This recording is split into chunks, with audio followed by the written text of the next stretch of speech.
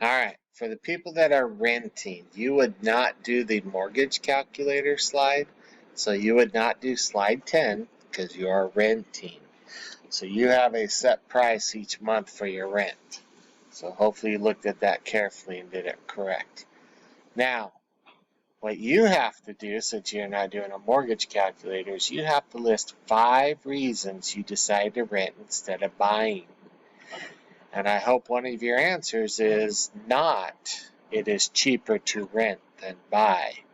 Because right now it is actually more expensive to rent than to buy a house.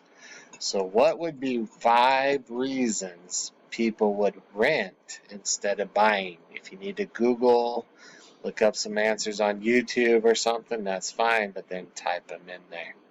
So that is your slide number 11.